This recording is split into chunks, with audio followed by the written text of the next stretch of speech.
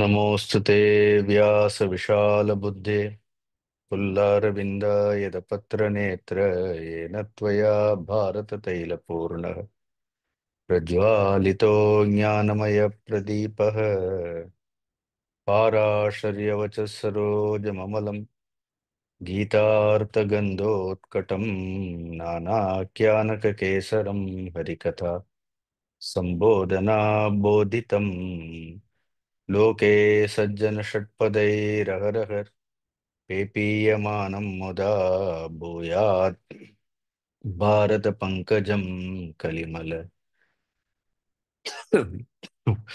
प्रध्वंसिन श्रेयसे नारायणं नमस्कृत्य नरं चैव नरोत्तमं देवीं सरस्वतीं व्यासं ततो जयम् उदीरयेत्.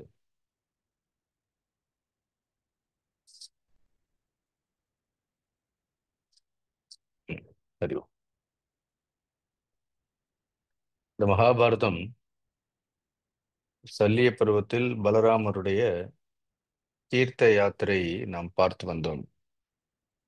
கடந்த முறை பார்க்கும் பொழுது அந்த தீர்த்த யாத்திரைகளை எல்லாம் முடிந்து அவர் குருக்ஷேத்திரத்திற்கு இந்த பீமனும் துரியோதனனும் கதை யுத்தத்தை பிராரம்பம் செய்வதற்கு முன்பாக அந்த இடத்திற்கு வருகின்றார் அப்படிங்கிறது வரைக்கும் பார்த்தோம்.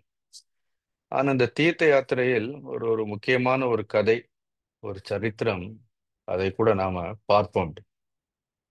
கடந்த முறை சொல்லும் பொழுது கடைசியாக இந்த பரத்வாஜ ரிஷிக்கு சுதவதி அப்படின்ற ஒரு பெண் இருந்தாள்னு சொன்னேன். அவ இந்திரனை குறித்து தவம் செய்யும் பொழுது இந்திரன் வசிஷ்டருடைய ரூபத்தில் அவளை பரீட்சை செய்து அதன் பிறகு அவள் வேண்டிய வரங்களை கொடுத்து இந்த இடத்தில்தான் சிவபிரான் வசிஷ்டருடைய மனைவியான அருந்ததிக்கு காட்சி கொடுத்தார் அப்படின்னு அந்த இடத்தை குறித்து பார்த்தோம். அதன் பிறகு ஒரு ஆதித்ய தீர்த்தம் அப்படின்னு ஒரு முக்கியமான தீர்த்தம், அதனுடைய பெருமைகளை எல்லாம் சொன்ன பிறகு அசித்தர் இல்லைன்னா தேவலர் சொல்லும் பொழுது அசித்தோ தேவலகன்னு சொல்வார்கள். ரெண்டு ஒருத்தர் தான். நார்மலி பீப்புள் சே தட் அசித்தர்னு ஒருத்தர் இருந்தார், தேவலர்னு ஒருத்தர் இருந்தார். They are not two. Actually அசித்தோ தேவலக. நீங்க இன்னும் பகவத்கீதையில கூட ஐ திங்க் 10th சாப்டர் இதுல வரும். அசித்தோ தேவலோ வியாசக ஸ்வயம் சைவ பிரவீஷிமேன. அர்ஜுனன் சொல்லுவான், அசித்தோ தேவலோ வியாசக ஸ்வயம் சைவ பிரவீஷிமேன. பகவானுடைய பெருமைகளை எல்லாம் இவர்களெல்லாம் சொன்னார்கள்னு ஒரு குறிப்பு பகவத்கீதையிலேயும் உண்டு. அப்படி இந்த தேவல ரிஷிங்கிறவர் தவம் செய்வதில் ரொம்ப பிரசித்தமானவர். இந்த தேவல ரிஷியினுடைய சரித்திரம் ரொம்ப பெரிய சரித்திரம். இங்க இந்த இடத்துல மகாபாரதத்துல நம்ம ரொம்ப கொடுக்கல, வேற புராணங்களில் நம்ம விஸ்தாரமாக பார்க்கலாம். பூர்வ காலங்களில் தேவலன் தேவர் தேவலன் இல்ல தேவன் ஒரு மனு ஒருத்தர் இருந்தார். இந்த மன்வந்தரங்கள் குறித்தெல்லாம் தெரியும். பிரம்மாவிற்கு 1000 சதுர்யுகங்கள் பகல் பொழுதுன்னா அதை கிட்டத்தட்ட 14 மனுக்கள் ஆழ்வார்கள்னு சொல்லியிருக்கேன். மன்வந்தரங்கள் உண்டு. அது மாதிரி ஒவ்வொரு மன்வந்தரத்திற்கும் ஒரு மனு இருப்பார். தேவன் அப்படின்னு ஒரு மனு இருந்தார். அந்த தேவன்கிற மனுவிற்கு பிரஜாபதி அப்படின்னு ஒரு புத்திரர் இருந்தார். அவருக்கு அந்த காலத்துல பல மனைவிகள் இருந்தார்கள். அதில் ஒரு மனைவி பேர் பிரபாதா. இந்த பிரஜாபதிக்கும் பிரபாதாவுக்கும் பிரத்யூஷன் அப்படின்னு ஒரு மகன் பிறந்தான். அப்படி அந்த பிரத்யூஷனுக்கு 2 மகன்கள் புத்திரர்கள் இருந்தார்கள். அப்படி அந்த இரண்டில் ஒருவர் தான் இந்த தேவலன் என்று சொல்லப்படக்கூடிய அசித்தர். அப்படி அசித்தருங்கிறது ஒரு காரண பெயர். அப்படி அவர் பிறக்கும் பொழுதே கருப்பா பிறந்தாராம் அப்படின்னு. அதனால அவருக்கு பேர் அசித்தர்னு பெயர். அதனால தேவலோ அசித்தோ தேவலோன்னு சொல்வார்கள். தேவலன்கிற இந்த அசித்தர் அவர் தன்னுடைய தந்தை, அவர் வந்ததே மனுவனுடைய பரம்பரையா இல்லையா? போன முறை சொன்னேன், பரம்பரை பரம்பரையாக இந்த யோகங்கள், தியானம், இந்த ஞானங்கள் எல்லாம் சாதாரணமாக இது வரதில்லை, அது பரம்பரை பரம்பரையாக வரக்கூடியதுன்னு சொன்னோம். அந்த மாதிரி மனுவனுடைய பரம்பரையிலே பிறந்ததால் இவர் ஒரு ஆசிரமத்தை அமைத்து கொண்டு கடுமையான தவங்களை எல்லாம் செய்து வருகின்றார் இந்த தேவலர். அதனால நான் ஒரு பெயரை மட்டும் யூஸ் பண்றேன், அசித்தோ தேவலர்னு. தேவலர் ரிஷி தவம் எல்லாம் பண்ணிட்டே இருக்காரு. அப்படி இவர் தவம் செய்து கொண்டிருக்கும் பொழுது இவருடைய ஆசிரமத்திற்கு ஜெய்கீஷவ்ய, இந்த பேரே வாயில நுழையாது. அப்படி ஜெய்கீஷவ்யர்னு ஒரு யோகி, ஒரு ரிஷின்னு சொல்ல முடியாது. ரிஷி சொல்ல முடியாதுன்ட்டு இல்ல. அங்கிருந்து ஒரு யோகி, ஒரு சித்தர், ஒரு மகா யோகி இவருடைய ஆசிரமத்திற்கு வந்து அதிதியாக வருகின்றார். வந்து வந்து கொஞ்ச காலம் இங்கே தங்க வேண்டும் சொன்ன உடனே, அந்த காலத்துல யாராவது வர்றாங்க, என்ன தங்குறாங்கன்னா ரொம்ப சந்தோஷப்படுவாங்க எல்லாரும். அதுவும் ஆசிரமத்துல எல்லாம் வந்து யாராவது வந்து தங்குறாங்கன்னா, people would be very happy to feed தம்.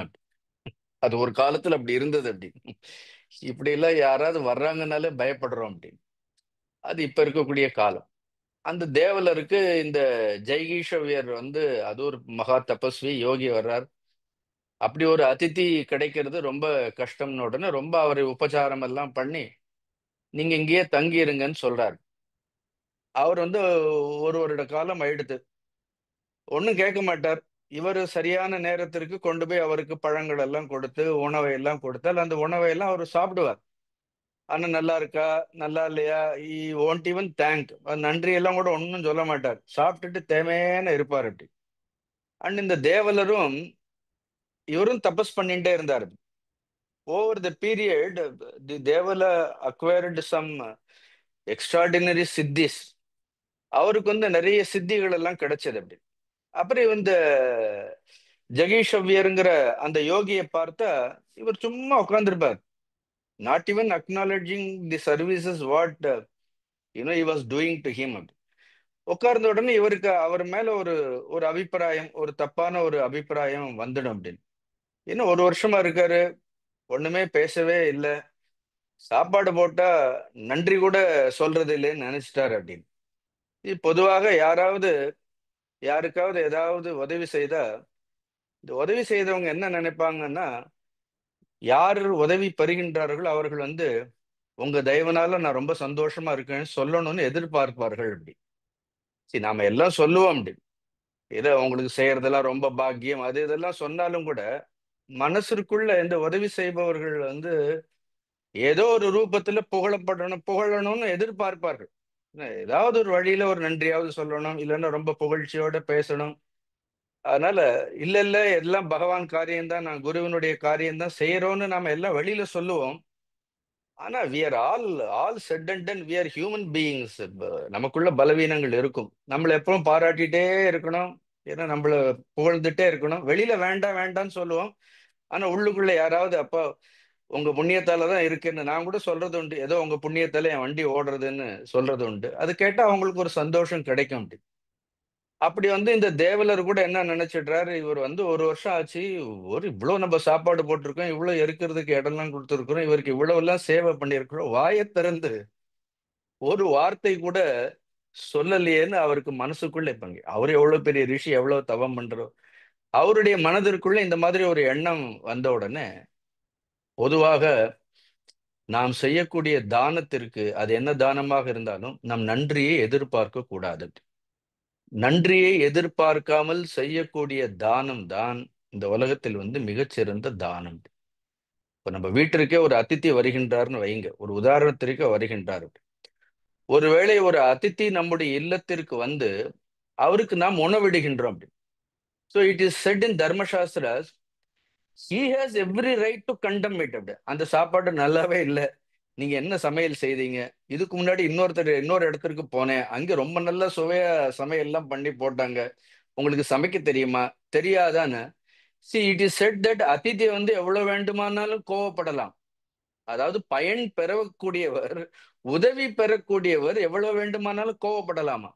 அப்படி கோவப்பட்டாலும் ஆதித்யம் செய்பவர்கள், ஆதித்யம்னா அந்த அதித்தியை உபச்சரிக்க கூடியவர்கள் கோபப்படக்கூடாது. அதுதான் தர்மம். கோவப்படாமல் ரொம்ப சாந்தமா என்ன சொல்லணும், நீங்க சொல்றதெல்லாம் ரொம்ப சத்தியம், ஆனா ஏதோ என்னால முடிஞ்சது நான் செய்திருக்கிறேன், அப்படி என்னால முடிஞ்சது செய்ததுல நீங்க சந்தோஷப்படணும்னு அப்படி பேசுறது தான் நம்மளுடைய தர்மங்களில் வந்து ரொம்ப ஸ்லாகியமாக சொல்லப்படுகின்றது. ஏன்னா அதிதிகள் கிடைக்கிறது ரொம்ப கஷ்டம் அப்படின்னு. இந்த உலகத்துல கூட எவ்வளவு பேர் கஷ்டப்படுகின்றார்கள். நாம வந்து ஒரு கஷ்டப்படுபவர்களுக்கு ஒரு உணவு வேண்டும்னு கொடுப்பவர்கள் எல்லாரும் அதிதிகள் தான். நம்ம ஒருத்தர் உணவு பசின்னு ஒருத்தர் உணவு கேட்டாருன்னா அவருக்கு உணவு கொடுத்தோம்னா அப்படி உணவை பெறுபவர்கள் கூட அதிதிகள் தான். இருந்தாலும் கூட நல்ல வைராக்கியம் உடையவர்கள், யோக சாதனை செய்யக்கூடியவர்கள், யோகிகள், ஞானிகள் அதிதிகளாக கிடைக்கவே மாட்டார்கள். In this world we may get so many people to feed. நம்ம எதிர்த்த வீட்டுக்காரங்களை கூப்பிட்டு நம்ம சாப்பாடு போடலாம், பக்கத்து வீட்டுக்காரங்களை கூப்பிட்டு சாப்பாடு போடலாம். ஆனா நல்ல வைராகியாகவோ யோகியாகவோ நல்ல ஆன்மீக சாதனைகள் செய்பவர்களை எங்க நீங்க பிடிச்சு ஒருவேளை சாப்பாடு போட்டுடுங்க பார்ப்போம், that easily they are not available. அப்படி அவர்கள் எல்லோருடைய அதிதி உப உபாசனையும் அவர்கள் ஏற்றுக்கொள்வது கிடையாது, ஏற்றுக்கொள்ள மாட்டார்கள். See, they will have their own choices. To get a great people, as atiti அப்படின்னு, making them ask some favor from us, it is impossible. அப்படி now the ஜைகீஷவ்யருங்கிறது அப்படிப்பட்ட ஒரு உத்தமமான ஒரு அதிதி. அப்படி ஒருத்தர் தேவலருடைய ஆசிரமத்துல தங்கி இருந்து அவருடைய ஆதித்யத்தை பெறுவதற்கு யார் பாக்கியம் பண்ணியிருக்கின்றார்கள் என்றால் தேவலர் பாக்கியம் பண்ணியிருக்க வேண்டும். இன்ட்ரெஸ்டிங்லி, ஆஃப்டர் ஹிஸ் அரைவல், அவர் இவருடைய ஆசிரமத்தில் உட்கார்ந்து அமைதியா உட்கார்ந்து இவருடைய அதிதி உபசரணை எல்லாம் ஏற்றுக்கொண்ட பிறகுதான் இவருக்கு நிறைய சித்திகளே வந்தது.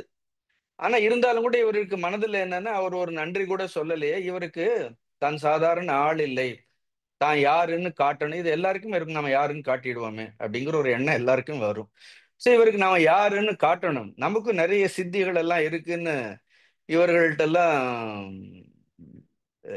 காட்ட வேண்டும்ங்கிறதுக்காக இவர் என்ன பண்ணுவார், அவர் அப்படி ஒரு ஓரமா உட்கார்ந்துருப்பார். அவர் அப்பாவிய சாதாரணமா இருப்பார், பாவம். ஒன்னும் பாக்குறதுக்கு ஒன்னும் பிரத்யேகமாக ஒன்னும் தெரியாது.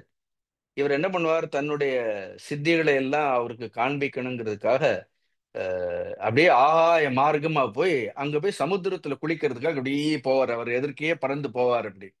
ஸோ அட்லீஸ்ட் அவருக்கு தெரியுமா இல்லையோ இவருக்கு இவ்வளவு பெரிய சித்தி இருக்குன்னு, இவர் பறந்து போய் இந்த தேவலர் போய் சமுத்திரத்துல குளிச்சுட்டு இப்படி எழுந்து வந்தா, அதுக்கு முன்னாடி இந்த ஜெய்கீஷ் அவரு அதே சமுத்திரத்துல இருந்து குளிச்சு எழுந்து வருவார் அப்படி.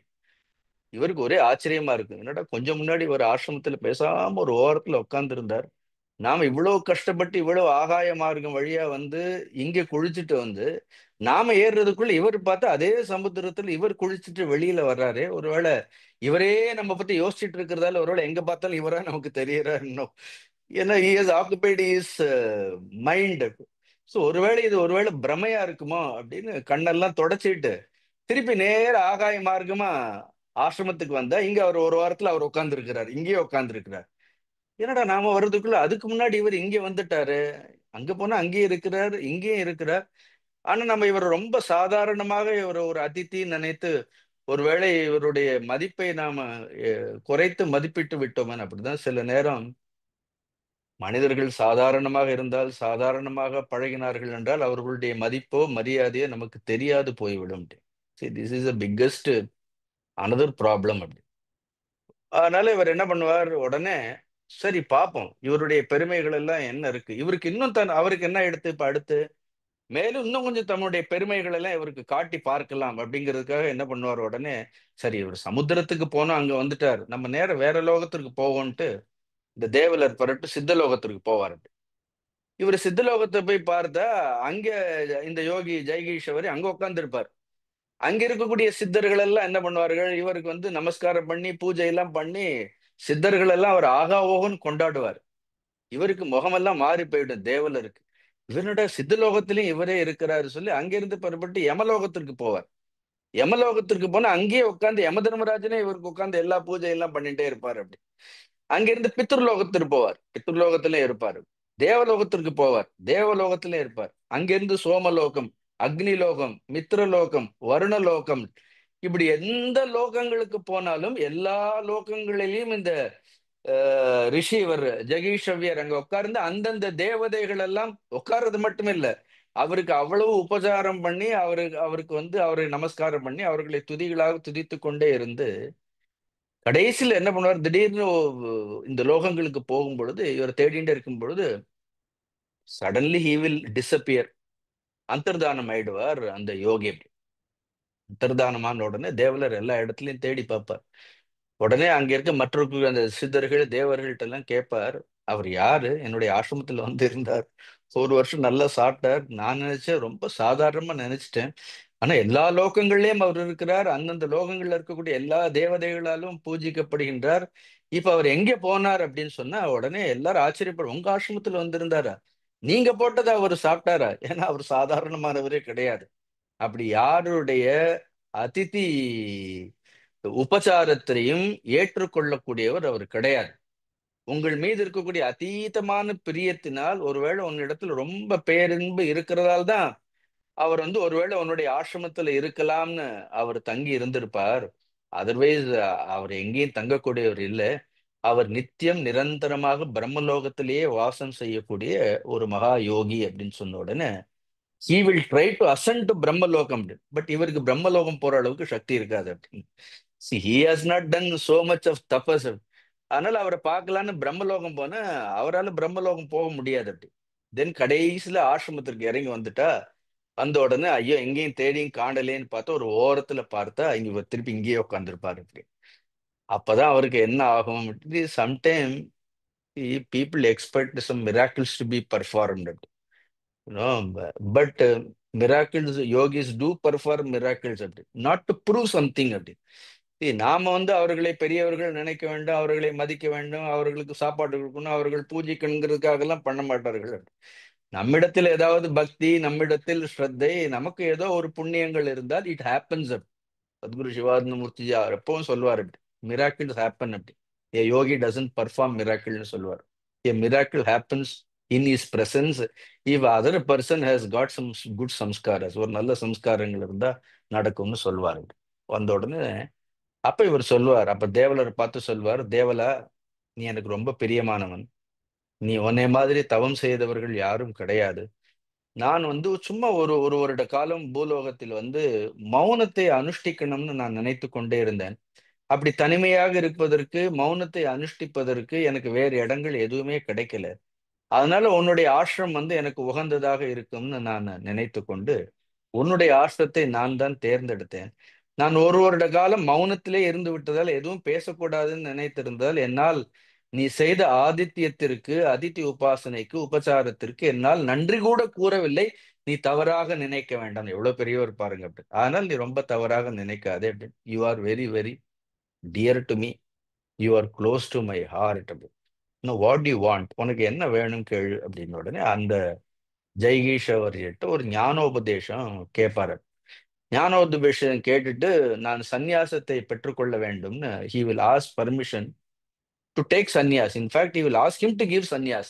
தேவல ரிஷி சொல்வார், ஜெகதி அவர் யோகிட்ட சொல்வார், ஜெய்கீஷ் அவர்கிட்ட சொல்வார், எனக்கு நீங்க சந்நியாசம் கொடுங்க அப்படின்னு சொன்ன உடனே, are you ready to take sannyas, உனக்கு சந்நியாசம் எடுத்துக்கிறதுக்கு நீ தயாராக இருக்கிறியா அப்படின்னு சொன்ன உடனே இவர் சந்நியாசம் கொடுக்கலாம்னு நினைக்கும் பொழுது அந்த தேவலருடைய பித்திருக்குறள் எல்லாம் தோன்றி, normally pitrus don't allow anybody to take to சந்நியாஸ்.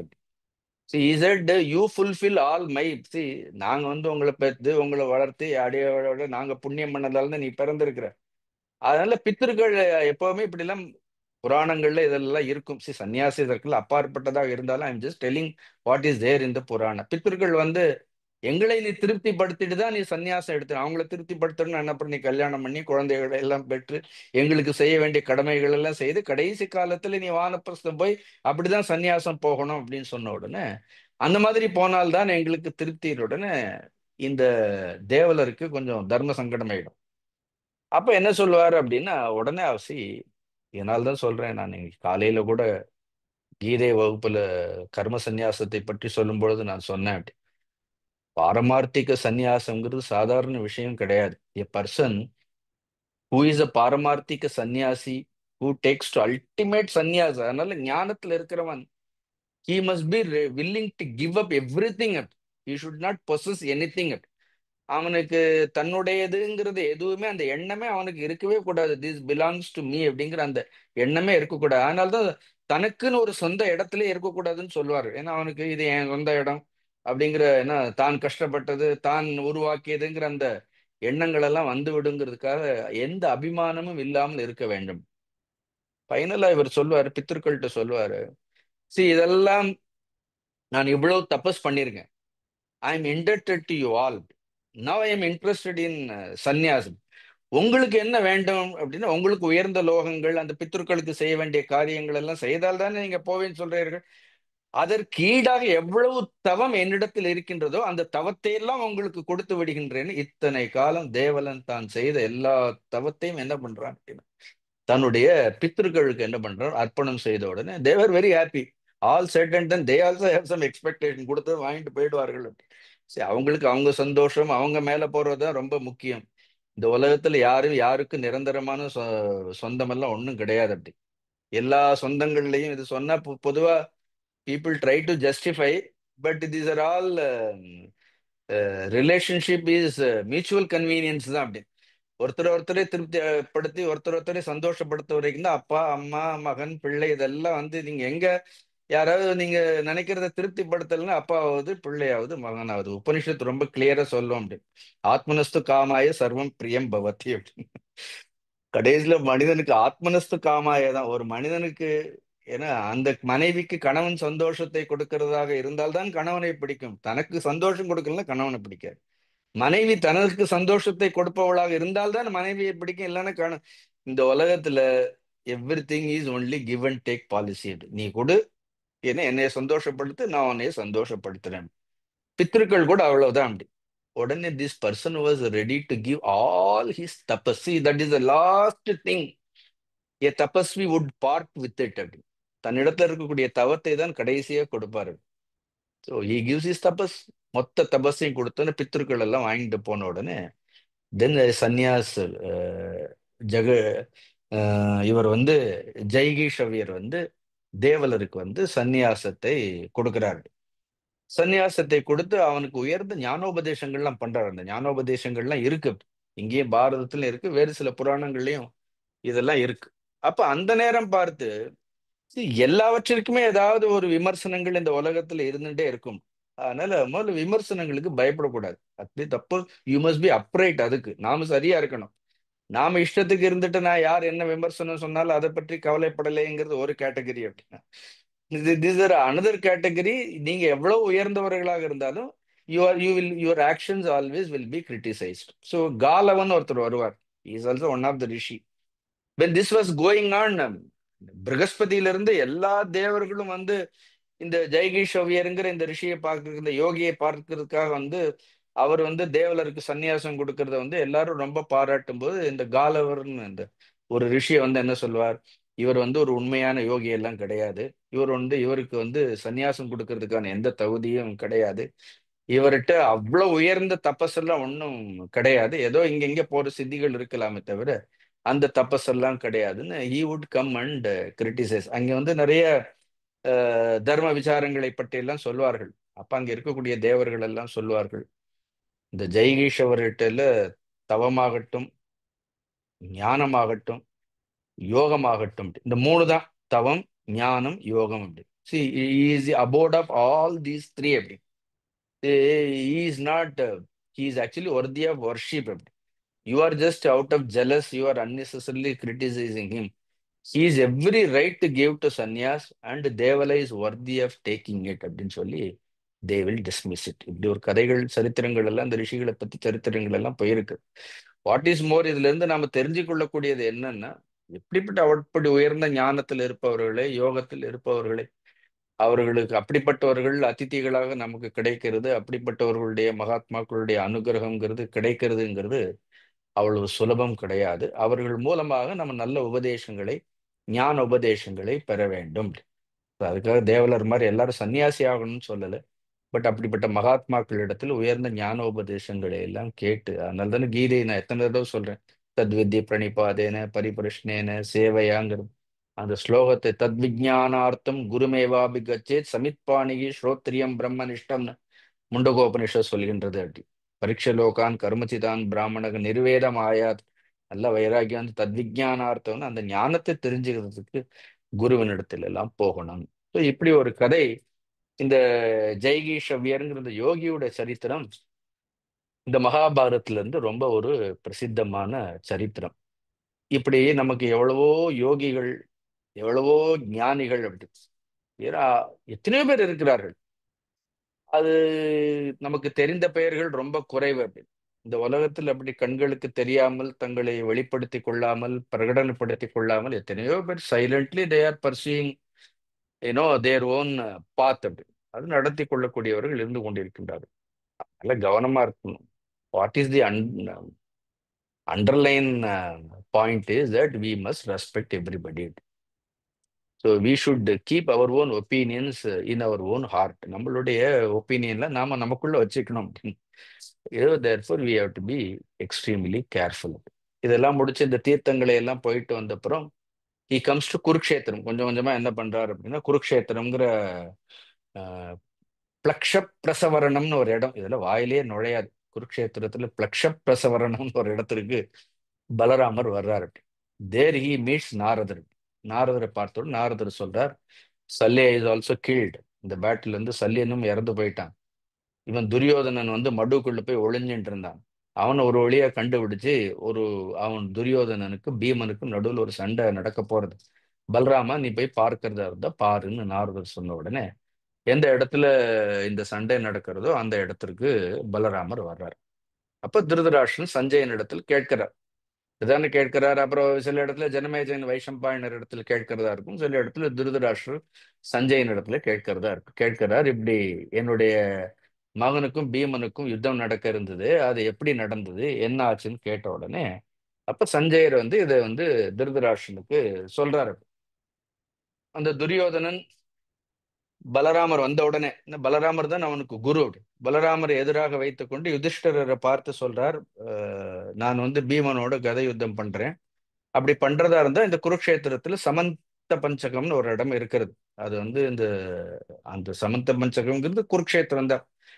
அந்த குருக்ஷேத்திரத்துக்கு தென்பக்கமாக தான் அந்த சரஸ்வதி நதிக்கரையெல்லாம் இருக்குன்னு பார்த்தோம். இந்த சரஸ்வதி நதிக்கரையை தென்புறமாக இருக்கக்கூடிய அந்த குருக்ஷேத்திரத்தில் அந்த பூமியில நான் பீமனோட யுத்தம் செய்யறேன் அப்படின்னு சொன்ன உடனே இந்த பீமனும் துரியோதனனும் யுத்தம் செய்வதற்கு ரெண்டு பேரும் தயாராகி விட்டார்கள். ஸோ பீமன் வந்து கவச்சத்தை எல்லாம் அணிந்து கொண்டு கதையோட என்ன பண்றான், அப்படி கம்பீரம் ஒரு மலை நின்னா எப்படி இருக்கும் பாருங்க, ஒரு மலை மாதிரி என்ன பண்றான், நிக்கிறான். உடனே அவனுக்கு என் பையன் எப்படி நின்னான்னு உடனே அவர் கேட்டிருப்பாரு. விட்டு உன் பையனும் ஒன்றும் குறைவில்லைப்பா, அவனும் ஒரு மலை மாதிரி, அவனும் கவச்சத்தை எல்லாம் பொன்னினால் ஆன அவனுக்கும் கவச்சங்கள் எல்லாம் கொடுத்து தலையில ஒரு தலப்பாக வேற, அப்படி ஒரு நல்ல ஒரு தலப்பாகையோடு வெண்மையான தலைப்பாகையோடு துரியோதனன் வந்து பீமனை எதிர்த்து நிற்கின்றார். ரெண்டு பேரும் பார்த்தா பிரளய காலத்தில் இருக்கக்கூடிய ரெண்டு சூரியன் மாதிரி ரெண்டு பக்கம் நின்று கொண்டிருக்கின்றார்கள். எப்படி ராவணனுக்கு சமமாக ராமர் இருந்தாரோ அல்லது ராமனுக்கு சமமாக ராவணன் இருந்தாரோ, சுக்ரீவனுக்கும் வாலிக்கும் எப்படி யுத்தம் எல்லாம் ஏற்பட்டதோ, இவங்க ரெண்டு பேரையும் பார்க்கும்போது அதெல்லாம் நினைவில் வருகின்றது.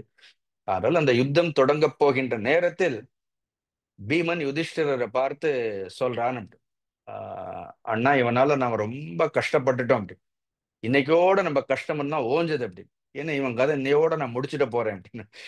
இன்னைக்கு மேல இவன் உயிரோட இருக்க மாட்டான். இதற்கு பிறகு இவன் ராஜ்யத்தையும் பார்க்க முடியாது, மனைவிகளையும் பார்க்க முடியாது, பிள்ளைகளையும் பார்க்க முடியாது. நீ கவலைப்படாதுன்னு யுதிஷ்டிரர் சொல்லி துரியோதனனை பார்த்தும் சொல்றாரு அப்படின்னு. துரியோதனா உன் நிமித்தமாக நாங்கள் அடைந்த துன்பத்திற்கு வந்து ஒரு முடிவே கிடையாது, அவ்வளவு துன்பத்தை அடையிறோம். இந்த யுத்தத்தில் உனக்கு எனக்கு நடக்கக்கூடிய யுத்தத்தில் உன்னை நான் இன்றைக்கு நான் உன்னை கொல்லப் போகின்றேன்னு சொல்லி தோமாத்திய நிகனிஷ்யாமி கதையா நாத்திர சம்சய துவம் அத்ய அத்ய means right now I am going to kill you destroy you, இந்த கதையினாலேயே உன்னை கொல்லப் போகின்றேன். அந்த ரெண்டு பேருக்கு நடுவுல கடுமையான யுத்தம். It is very difficult to describe through words அப்படி. இப்போ மியூசிக்லாம் கொடுக்க முடியாது அப்படி. இந்த சண்டே இண்டையெல்லாம் சொல்லணும்னா பின்னாடி பயங்கர மியூசிக்கோட தான் சொல்லணும் அப்படி. So very difficult to express. நீங்க இதே மாதிரி ஒரு யுத்தம் பீமனுக்கும் ஜராசந்தனுக்கும் நடந்தது ஞாபகம் இருக்கு அப்படின்னு. அங்கே சபாபருவத்தில் ஒரு நடக்கும், அது மல்யுத்தம். கையிலே அடிச்சிட்டாங்க. அங்க இருக்கும் சடப்பட்ட படப்பட்ட சடப்பட்டான்னு ஒரே அடி, ஒருத்தர் மேல ஒருத்தர் முதல்ல ஒருத்தர் அடிச்சு அப்படி சண்டை போட்டாங்க. இது கதா யுத்தம். அதனால ரெண்டு பேரும் என்ன பண்றார்கள் அப்படின்னா ரொம்ப லாபகமானவர்கள். யுத்தம் கதா யுத்தம் ரெண்டு பேருக்கு நடுவுல பயங்கரமாக ஒரு ஒரு ஒரு காலகட்டத்துல பீமனை காட்டிலும் துரியோதனன் ரொம்ப சாமர்த்தியமாக யுத்தம் செய்து என்ன பண்ற, நல்ல பயிற்சி உள்ளவன். யுத்தம் செய்து பீமனை என்ன பண்ற, ஓங்கி ஒரு அடி அடிச்சு கீழே இருக்கக்கூடிய அவன் கவசத்தை எல்லாம் பிளந்துடுறான் துரியோதனன். அப்படி பிளந்த உடனே என்ன, கீழே விழுந்தாலும் சொல்லுவார்கள், குப்பர் விழுந்தாலும் மீசையில மண் ஒட்டலைன்னு ஒரு மாதிரி பீமன் என்ன பண்றான், சுதாரிச்சுட்டு திருப்பி எழுந்து அந்த துரியோதனோட அப்ப நிக்கிறான். அப்ப அர்ஜுனனுக்கு சந்தேகம் வருது, இது என்னடா இது கடைசியில வந்த சோதனை, அப்படின்னு கிருஷ்ணரை பார்த்து கேட்கிறார். உண்மையிலேயே கிருஷ்ணா நீ உண்மையை சொல்லு, ஏன்னா நீ எனக்காக சொல்ல வேண்டாம். இந்த ரெண்டு பேர்ல கதை யுத்தத்தில் திறமைசாலி யார் அப்படின்னு, ஹூ வில் எக்ஸல். அப்ப கிருஷ்ணர் அப்படியே சொல்றாரு, அப்பா உபதேசங்கிறது ரெண்டு பேருக்குமே பொது. Both of them taught with the same under the guidance of same teacher. ஒரே வாத்தியார் தான் ரெண்டு பேருக்கும் கற்றுக் கொடுத்தாரு. There is no doubt Bhima possesses extraordinary strength. Bhiman இடத்துல பயங்கரமான பலம் இருக்கிறது. ஆனால் when it comes to effort, முயற்சி சாமர்த்தியம், இந்த ரெண்டு விஷயத்தை பார்த்தோம்னா துரியோதன இடத்துல அதிக முயற்சி உண்டு. துரியோதன இடத்தில் என்ன இருக்கின்றது அப்படின்னா, அவனிடத்துல முயற்சி மட்டுமில்லை சாமர்த்தியமும் இருக்கிறது. ஒருவேளை தர்மத்தோடு யுத்தம் செய்து இவனை கொல்ல வேண்டும் என்று நினைத்தால் பீமனால் ஒரு நாளும் இவனை கொல்ல முடியாது. ஆனால் இவனை கபடமாக மாயையினால் தான் இவனை வீழ்த்த வேண்டும். மாயை செய்த மாயாவிகளை மாயையினால் வீழ்த்த வேண்டும். The statement is there. இதெல்லாம் படிச்ச உடனே இதை மட்டும் உடனே அண்டர்லைன் பண்ணி என்ன பண்ணுவார்கள் அப்படின்னா, பாண்டவர்கள் கபட யுத்தம் செய்தார்கள், கிருஷ்ணர் எப்பொழுதுமே கபடமான யுத்தம் செய்ய வேண்டும்னு சொன்னார்கள். we should understand with whom we are fighting. Now, we should understand the dharma. Now recently there are 6-7 people entered into India through there is a place Pahalgam. See, last year I was there exactly in that place only. There was a tent I was staying. I could vividly see that place. அவ்வளோ பீஸ்ஃபுல்லா இருக்கும். Such a beautiful place. அந்த அந்த லாபியில அந்த லேண்ட்ல எல்லாம் உட்காந்தீங்கன்னா மனசே வராது. You have seen no 6-7 terrorists have entered.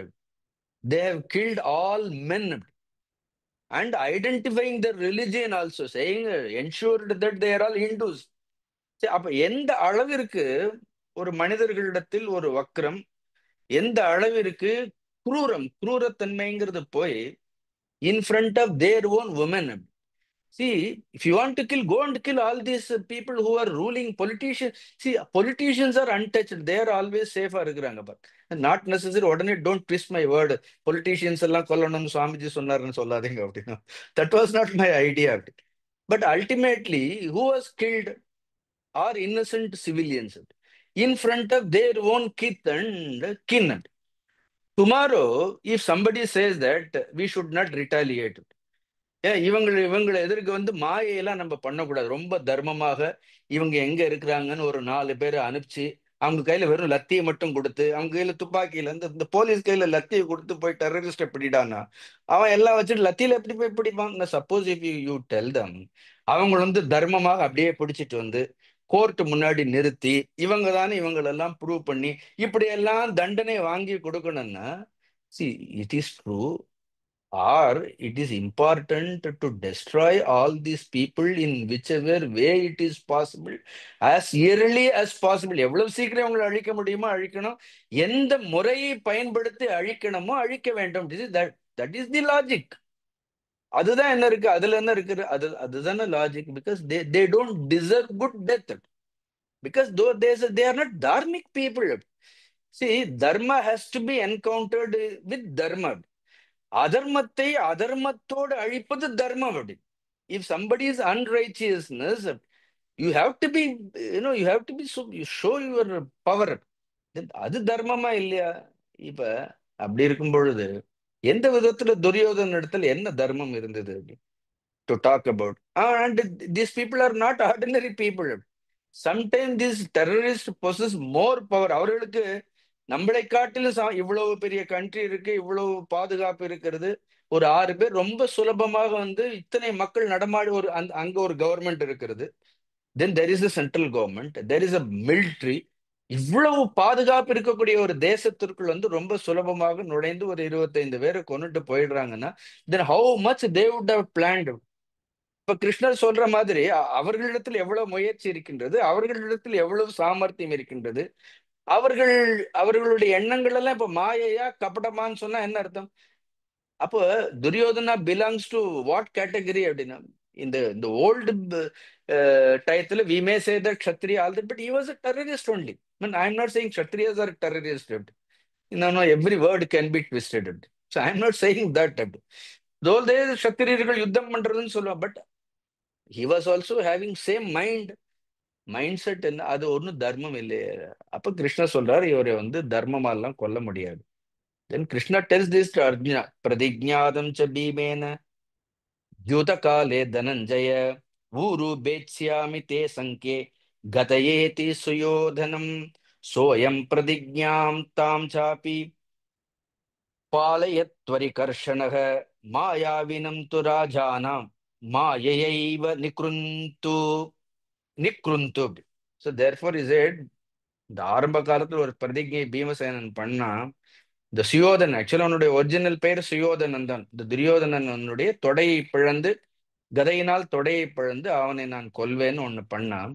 அந்த பிரதிஜையை பீமசேனன் இப்பொழுது ஞாபகம் வைத்துக் கொள்ள வேண்டும். There is a beautiful statement, மாயாவினம் து ராஜானம். மாயாவியாக இருக்கக்கூடிய இந்த ராஜாவை மாயையா ஏவ, மாயையினால்தான் நிக்ருந்தந்து அப்படின்னு கொல்லப்பட வேண்டும். மாயையோடு இருப்பவர்களை மாயையால் அழிப்பதுதான் என்ன இருக்கும், அதுதான் தர்மமாகுமே தவிர, ஒருவேளை நியாயமான வழியில் யுத்தம் செய்தால் யுதிஷ்டிரர் துக்கத்தை அடைவார் அப்படின்னு கேட்டகாரிக்கல்லி ஊசி மழுகிறதுலாம் இல்லை. கிருஷ்ணர் straight away he says that. Not only that, he vehemently condemns Dharmaputra for what he has, for his decision. ஸ்லோகங்கள் எல்லாம் படிச்சு பார்த்தோம் மகாபாரதம். He says, புனரேவத்து வக்ஷ்யாமி பாண்டவ பாண்டவே நிபோதமே தர்மராஜா அபராதேன பயம் நக புனராகதம். Listen to me. இந்த தர்மராஜர் பண்ண கூத்துனால, இந்த யுதிஷ்டர் பண்ண கூத்துனால, அபராதேன, அபராதம்னு சொல்றாரு அப்படின்னு, he has done அபராதம். He has not acted on the interest of dharma. அபராதேன பயம் நக புனராகதம். நமக்கு மீண்டும் இந்த பயம் வந்திருக்கின்றது. கிருத்வா சுமகத் கர்ம ஹத்வா பீஷ்மமுகான் குருன் ஜெயப்பிராப்த யசம் பிராக்யம் வைரம் ச பிரதியாதிதம். இவ்வளவு கஷ்டப்பட்டு இத்தனை நாள் யுத்தம் பண்ணி கொல்ல முடியாதான பீஷ்மர், துரோணர், கர்ணர், சல்யன் எல்லாரையும் கொன்று இவ்வளவு பேர் இழந்த பிறகு நாம் ஒரு தவறான முடிவினை செய்து விட்டோம். ததேவம் விஜய பிராப்தக புனக சம்சிதா கிருத்தக. வெற்றியை அடைந்த பிறகு, அந்த வெற்றியை அனுபவிக்கிற நேரத்துல நாம திருப்பி வெற்றி பெறுவோமா, ராஜ்யம் நமக்கு கிடைக்குமா கிடைக்காதான்னு திருப்பி என்ன வேண்டியிருக்கு, இன்னொரு சந்தேகத்திற்கு நாம் தள்ளப்பட்டிருக்கின்றோம். புத்திரேஷா மகதி தர்மராஜஸ்ய பாண்டவ. இந்த தர்மராஜன் புத்தி இல்லாதவன். இது நான் சொன்ன போல நாக்கு நான் கழுவணும் அப்படின்னு. I have no right to say this. But then Krishna says புத்திகி ஏஷா மகதி தர்மராஜஸ்ய பாண்டவ. இந்த பாண்டவன் அர்ஜுனனை பார்த்து சொல்றார், தர்மரிடத்தில் புத்தி இல்லாமல் போய்விட்டது, புத்தி கெட்டு போயிட்டாருன்னு அப்படின்னு. ஏதா ஏக விஜயம் யுக்தம் பணிதம் கோரமீதுருஷம். கடைசியில ஒத்தைக்கு ஒத்த சண்டை போட்டு யார் ஜெயிக்கிறானோ அவனுக்கு ராஜ்யம்ங்கிறது, இந்த கோரமான முடிவை இவரால் எப்படி எடுக்க முடிஞ்சது? This is most unwarranted thing in the history. இது முற்றிலும் தவிர்க்கப்பட வேண்டியது. அதனால யார் சமர்த்தன் வீரன் இதெல்லாம் யாருங்கிறது இந்த சுக்கிரர் சொல்றதெல்லாம் சொல்றாரு. இப்ப மகாபாரதம் படிச்சோன்னா சுக்கிர நீதியில என்னெல்லாம் சுக்கிரர் யாரு சமர்த்தன் வீரன் எல்லாம் சொல்லி, அனதர் திங், அவனுக்கு இந்த இடத்துல எல்லா சாகசமும் இருக்கின்றது. See, note all these points. Why sometimes terrorists, they are able to destroy all our plots-ங்கிறதுக்கு one reason, there is nothing to lose for them அப்படி. See, அவர்களுக்கு இழப்பதற்குன்னு ஒன்றும் கிடையாது அப்படி. See, when a person has nothing to lose, அவனுக்கு அசாத்தியமான என்ன வரும் அப்படின்னா, அவனுக்கு ஒரு அசாத்தியமான ஒரு வீரம் வரும் அப்படி. அது வரும்னு சொல்றாரு. இவனுக்கு சகாயம் இருக்கிறது. ஆனால் இவனுக்கு ஏற்கனவே உயிரில் ஆசை கிடையாது. Already last. அவன் அங்கேயே வச்சான், அந்த அந்த தடாகத்திற்குள்ளேயே வச்சு ஜோலியை முடிஞ்சிருக்கணும். அவன் வெளியிலேயே வச்சிருக்க கூடாது. உள்ளேயே போய் என்ன பண்ணிருக்கணும், அவனை உள்ளேயே வச்சு அந்த மடுவுக்குள்ளே வச்சு இவனை காலி பண்ணிட்டு வந்திருக்கணும். ஏற்கனவே உயிர் போனவன் அவனே விட்டுடுறேன், என்னை ஆளை விட்டா போறேன்னு சொன்னானே இல்லையா, நான் வெளியே வந்துடுறேன், இந்த ராஜ்யத்தை எல்லாம் கொடுத்துட்றேன், என்னை ஆளை விடுங்க, நான் இப்படி சன்னியாசம் எடுத்துட்டு நான் எங்கேயாவது வனவாசம் போறேன்னு சொன்னவனை கூப்பிட்டு அவனுக்கு திருப்பி உயிர் கொடுத்து திருப்பி என்ன சொல்ற, அவனோட யுத்தம் செய்ய வச்சு இப்ப ராஜ்யத்தை நாம ஜெயிப்போமா ஜெயிக்க மாட்டோமான்னு சந்தப்படி யார் முட்டாள்? கிருஷ்ணர் கேள்வியை கேட்கிறார். அதனால இப்படி சகாயம் இருக்கிறவன் உயிரில் ஆசையற்றவனை எதிர்த்து இந்திரனாலும் கூட யுத்தம் செய்ய முடியாது. Because they will gain extra power. A person who has lost already, யார் ஒருவன் தோல்வி அடைந்து தன்னுடைய சேனையெல்லாம் கொல்லப்பட்டு மடுவில் பிரவேசித்து அந்த மடுவிற்குள் போய் ஒழிந்து திருப்பி கானகத்தை அடைய விரும்பினானோ, ராஜ்ய ஆசையும் இல்லாதவன், உயிர் மேல் ஆசையும் இல்லாதவனுக்கு அவனுக்கு இனிமேல் இழப்பதற்கு ஒன்றும் இல்லை என்பதால் அவன் துணிந்து பயமில்லாமல் யுத்தம் செய்வான். The other person will always, எல்லா விளையாட்டுல கூட அப்படிதான். நீங்க விளையாட்டுல ஒரு ஒரு டீமுக்கு இழக்கிறதுக்கு ஒண்ணுமே இல்லைன்னா தைரியமா விளையாடுவாங்க, போனா போகுதுங்க. அடுத்தவனுக்கு வந்து அது வாழ்வா சாவாங்கிற மேட்சா இருந்தா அவன் என்ன பண்ணுவான்? அவன் ரொம்ப கவனமா விளையாடுவான். அதனால in this case absolutely that fellow is fearless. Not only is fearless, he is quite efficient also, and 13 years he has practiced it. And you are in a silver, in a sorry, silver plate, in golden plate அப்படி you have offered the entire your ராஜ்யம். அதனால தர்மராஜரை போன்ற ஒரு முட்டாளை நான் பார்க்க முடியாதுன்னு கிருஷ்ணர் எவ்வளவு தெளிவா சொல்றாரு பாரு. இவ்வளவு சொன்ன அப்புறம் செய்து சொல்றாரு, அதனால இவன் நிச்சயம் ராஜ்யத்தை கவர்வான். This fellow will take the, திருப்பி நீங்கள் எல்லாம் ரெடியா இருங்கன்னு சொல்றாரு. அப்படி அப்ப திருப்பி கிருஷ்ணா கோவிந்தான்னு என்ன திருப்பி கூப்பிடாது. திருப்பி திருப்பி வந்து கிருஷ்ணா கோவிந்தா அச்சுதா நாராயணான்னு இதுதான் உங்களுக்கு வேலையா அப்படின்னு. See, if you want to listen you should listen totally அப்படி. The selective listening, some people, these devotees and all these disciples also have this problem. They have selective listening அப்படி. அவங்களுக்கு எதெல்லாம் சரியா இருக்குமோ அதை மட்டும் கேட்பார்கள் அப்படி. மற்ற விஷயங்கள் அவங்க செய்யும்போது தானா முடிவு எடுக்கும்போது அதை தானா முடிவு எடுத்துக் கொள்வார்கள் அப்படி. That is not is called surrender. Under if you surrender, you should surrender completely. திருப்பி வந்து கிருஷ்ணா ராமா கோவிந்தான்னு நானே சுதர்ஷனத்தை எடுத்து முதல்ல உங்க 5 பேரை காலி பண்ணிடுவேன். இது மகாபாரதத்துல இல்ல, இது என்னுடைய வியாக்கியானம்.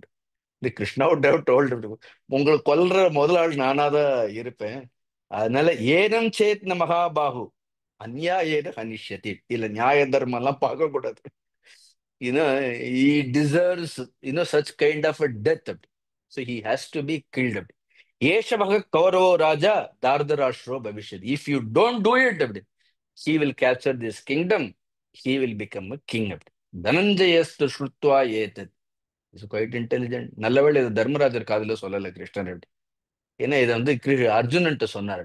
உடனே சொன்ன உடனே தனஞ்சயஸ்து ஸ்ருத்வா ஏதத் கேசவஸ்ய மகாத்மனக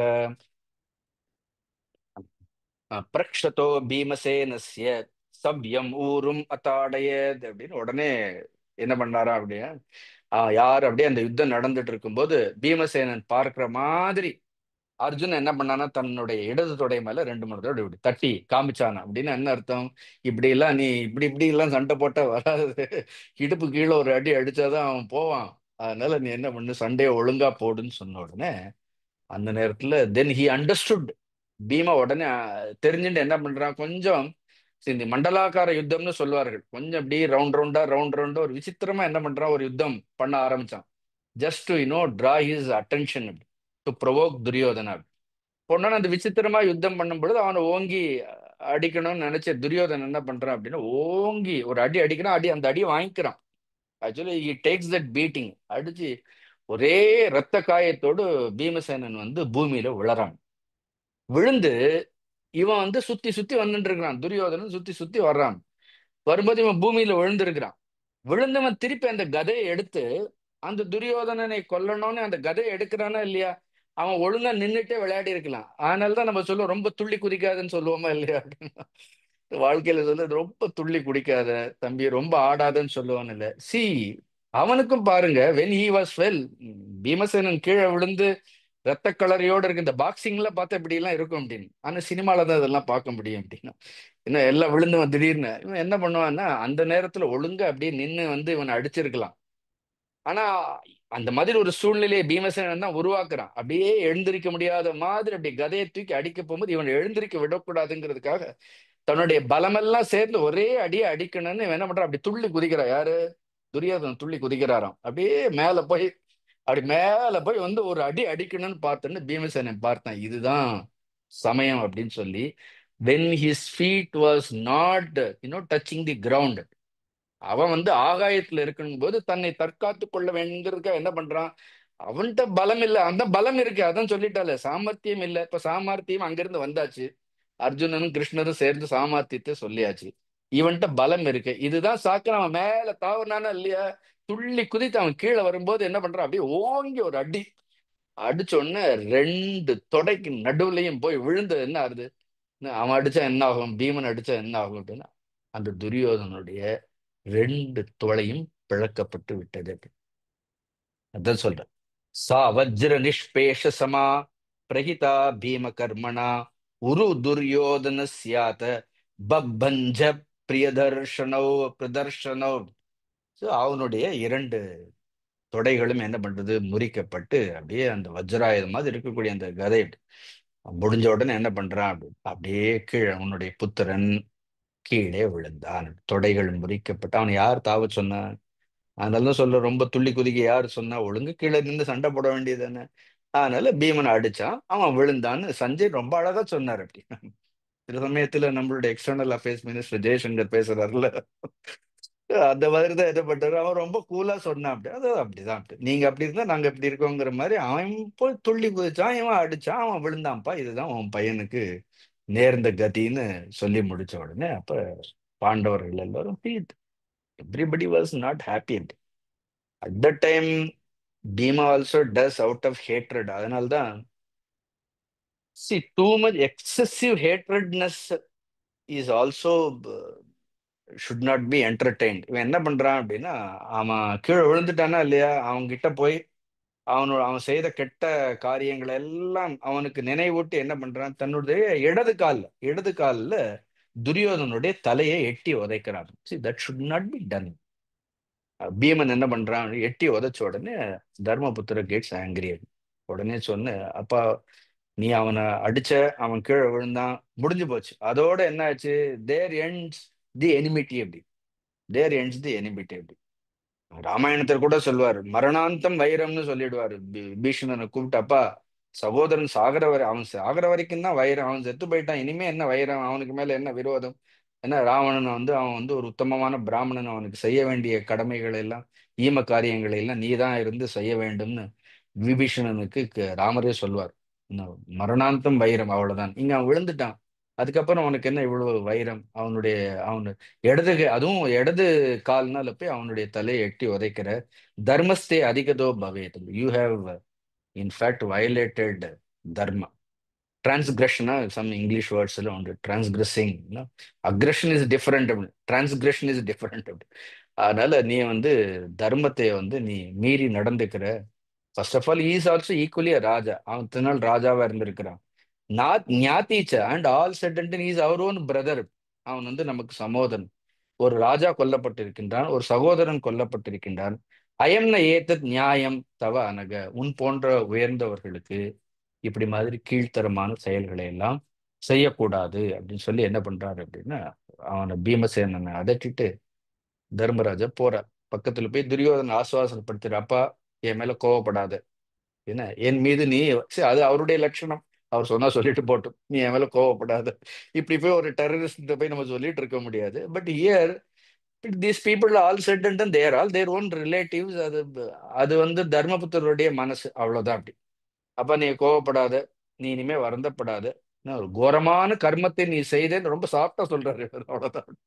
நீ ரொம்ப கோரமான கர்மத்தை செய்யற, அதனால எல்லாரையும் துக்கப்படுத்தின, அதனுடைய முடிவை நீ அனுபவிக்கின்றாய்.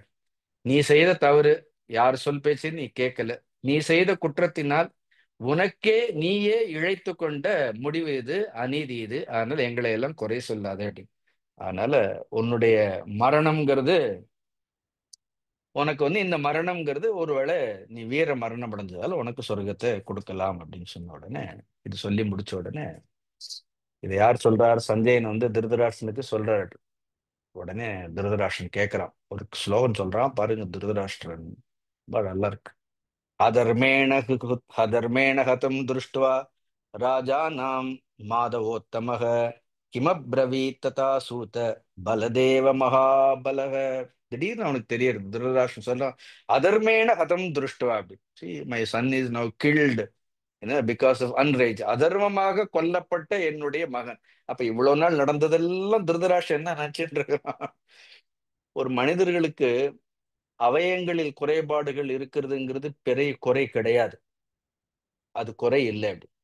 ஒரு மனிதனுக்கு எல்லாம் இருந்தும் கூட அவனுடைய மனம் வந்து குருடாகவே இருந்தால், இன்னும் such mental blindness cannot be pardoned. அது நம்ம யாராக இருந்தாலும் மன்னிக்க கூடாது. மனக்குருட மன்னிக்கவே கூடாது. திஸ் fellow இஸ் ஆஸ்கிங் அதர்மேன கதம் திருஷ்டா. அப்ப இவ்வளவு நாள் உன் புத்திரர்கள் செய்ததெல்லாம் தர்மம்.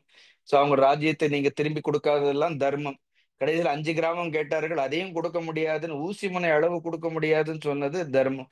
அதெல்லாம் உனக்கு தர்மம். அப்புறம் அபிமன்யுவை கொன்றதெல்லாம் உனக்கு வந்து தர்மம். இப்ப வந்து திடீர்னு உன் புத்திரன் சாகும்போது உனக்குன்னு வந்தா இது வந்து இது அதர்மம். மற்றவர்களுக்கெல்லாம் உன் பையன் செல்லும்போது அதெல்லாம் தர்மம்.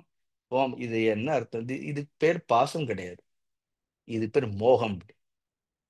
This is not attachment. This is not love. This is called delusion. இதுக்கு பேர் தான் விபரீத தர்ஷனம்னு சொல்றோம். ஞானமும் இல்லை, இது அஜ்ஞானமும் இல்லை. திஸ் இஸ் கால்டு விபரீத தர்ஷனம் அப்படின்னு ஒரு கேள்வி கேட்கிறேன். உடனே பார்த்த உடனே கிருஷ்ணர் என்ன சொன்னார், பலதேவர் என்ன சொன்னார், பாண்டவர்களை யாராவது கண்டிச்சாருன்னா கிருஷ்ணர்லாம் ஒன்னும் கண்டிக்கல. வாஸ் குவைட் ஹாப்பி அப்படி. ஆனா பலதேவர் என்ன பண்றாரு அப்படின்னா, அந்த moment the moment Bhim Bhima hit him on his thighs, உடனே பீமனை வந்து நிந்தனை பண்றாரு. ரொம்ப கடுமையான வார்த்தைகளால பலராமர் சொல்லி என்ன பண்றார், கிருஷ்ணரிடம் கிருஷ்ணரை பார்த்து சொல்றாரு, நீதான் இதுக்கெல்லாம் காரணம். அவன் கீழே விழ தகுந்தவனே கிடையாது, எனக்கு சமமானவன், என்னுடைய சிஷ்யன் அப்படி. அவன் வந்து அதர்மமாக கொல்லப்பட்டான். உடனே கலப்பையை தூக்கிட்டு என்ன பண்றாரு, அவர் கையில ஒரு பெரிய கலப்பை வச்சுட்டு இருக்கிறாரு. ஆனா அந்த கலப்பையை தூக்கிட்டு என்ன பண்றாரு, கலப்பையை தூக்கிட்டு போய் பீமனை கொல்றதுக்காக ஓடுறாரு. உடனே கிருஷ்ணர் போய் நடுவுல நின்னு பலராமர் என்ன பண்றாரு, he had some soft corner for அது நான் ஏற்கனவே சொல்லியிருக்கேன். துரியோதன் மெயின்லி அவருக்கு அர்ஜுனனை பிடிக்காது. ஏன்னா அந்த சுபத்திரை விஷயத்துல அவன் வந்து ஏதோ பலராமர் வந்து சுபத்திரை விஷயத்துல அர்ஜுனன் வந்து தன்னை மதிக்கலைங்கிற அந்த எண்ணத்தினால அவருக்கு கொஞ்சம் பாண்டவர்கள் மீது அவருக்கு ஒரு சின்ன வருத்தம் இருந்தது. உடனே போனோன்னு கிருஷ்ணர் போய் என்ன பண்றாரு, பலராமரை தடுத்து நிறுத்து, அப்பா பாண்டவர்கள் எல்லாம் நம்மளுடைய மித்திரர்கள். மித்திரர்களுடைய வளர்ச்சி நம்மளுடைய நண்பர்களுடைய வளர்ச்சி நம்முடைய வளர்ச்சி போன்று. அவர்கள் வந்து தே ஆர் நேச்சுரல் ஃப்ரெண்ட்ஸ். நமக்கு வந்து சகஜ மித்திரர்கள்னு சிலர் உண்டு. ரொம்ப அழகான சி ரைட் ஃப்ரம் பர்த். அது சகஜ மித்திரர்கள்னா அப்படிப்பட்ட ஒரு மித்திரத்துவம் ஒரு நட்புங்கிறது இந்த பிறவில ஏற்படுறது கிடையாது. அது பூர்வ ஜென்மத்திலிருந்து வருது. சில குரு சிஷ்ய பந்தங்கள் எல்லாம் இந்த ஜென்மத்துல ஏற்படுறது கிடையாது.